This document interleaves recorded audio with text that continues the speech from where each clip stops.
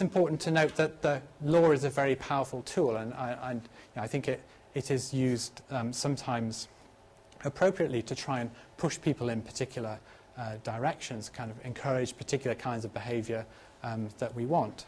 But what's also interesting is that we can almost think in some cases that the requirement to have a legal enforcement of a particular kind of policy might actually count as a sign of failure. So I'm thinking here particularly about another issue that I've done a lot of work on in the past, which is vaccinations. So if you think about vaccination policy, and people find out that I'm interested in vaccinations, the immediate response is to start talking about compulsion. And I think that's very interesting culturally, the way that compulsion comes up so quickly. And an excellent example would be the kind of debates in the US about vaccination are virtually always conceptualized in terms of compulsion. That's what vaccination means to them. It's like a key paradigm case of where the state has an interest in a kind of public justification for enforcing individual kind of activity. And you know, when I talk to some of my American friends and colleagues, I joke about this and say, look, it's a sign of a morally bankrupt nation that you have to actually appeal to the law to enforce a kind of activity which we might, as we do in the UK, think of as being a kind of moral consideration. And again, this partly comes out of the way that some people have misunderstood some of the things that I've written before, in that thinking I'm arguing in favour of legal compulsion when I've been writing about moral obligations.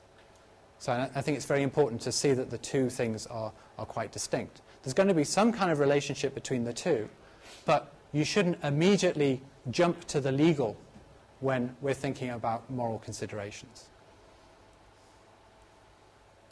Okay, so my suggestion is that if these three dogmas permeate medical ethics, we could go on about some others. I have some other moans and groans I'll leave to another time.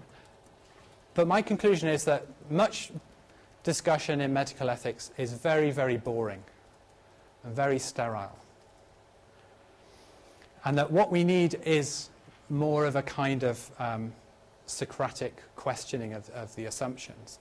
But the other thing that is very interesting is that, and you'll probably notice from some of the issues that I've talked about, there are very interesting differences, I think, between the US and between Europe. And what's interesting to me is the way that various kinds of ways of conceptualizing things that originated within the States are taken up by medical ethicists in Europe and then applied as though they clearly were exactly the same as in a US kind of context. And I'd argue that what we need to think about is what social differences, what political differences there are between the US and between Europe. And that there are, of course it's a gross generalization, but the kind of individualistic, legalistic approach to life, which is dominant in the US, could actually be inappropriate when we think about things in a European context, and also perhaps arguably it should be inappropriate in the US as well. But that's the dominant kind of policy paradigm within the US.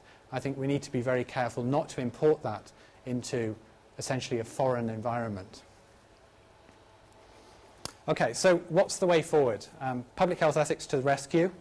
And the idea here is that we don't just have a different set of topics.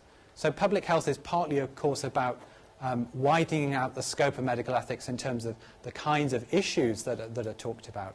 But it's more than that. It's about trying to take the idea of the social and the public seriously.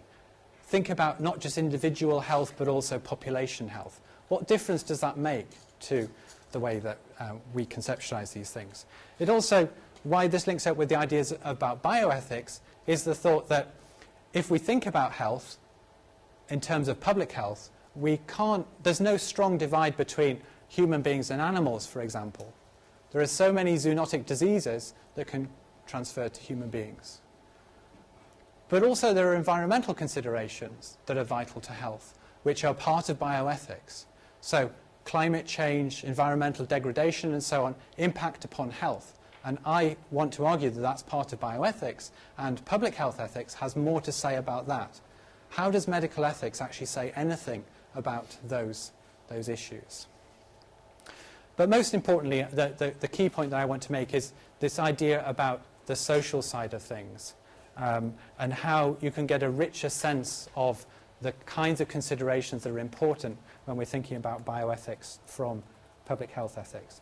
So just to, this is very crude and very quick, but what does public health ethics have to say about the dominance of autonomy? There's no reason to see that public health ethics is only interested in population health, aggregated welfare or something like that, and that the individual ceases to matter. But there are many discussions in public health ethics that try and emphasize that there are other kinds of values that within any, I would want to say, sensible moral theory would hold that there are a number of different values that need to be weighed against each other. And that in at least some cases, some of these values will take priority over autonomy. So plug in whatever your favourite values are. I don't really mind. But the thought is that autonomy will not always be the winner.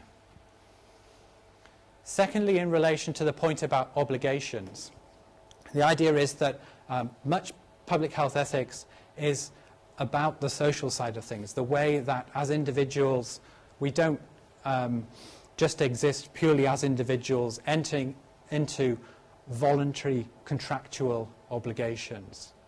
Now, I don't have obligations to my children because I entered into some kind of legalistic conception of yes, I now have a child, I therefore have the following obligations, and I freely consent to the obligations that follow from that kind of relationship.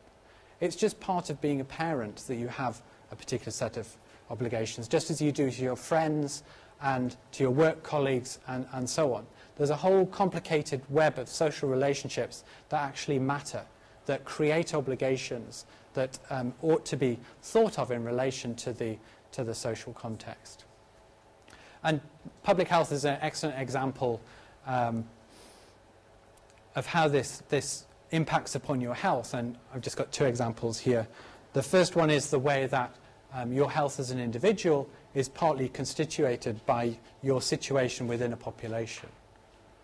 So the amount of inequalities that exist in the society that you happen to live in will have some kind of contributory factor to your own individual health.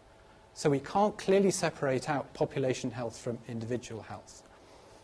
And secondly, if we think about food choices, my kind of next project is about thinking about issues to do with lifestyle choice, particularly in relation to food and obesity. I think it's a very interesting issue about how the general population average weight has increased over a relatively short period of time, and why that has come about. And I would argue that we can't just attribute it merely to individual agency. No majority in the population have suddenly decided, well, actually, I'm going to consume more calories. I think it's a good idea. It's better for my health. Or it's just a lifestyle choice. I want to be overweight. I want to be obese.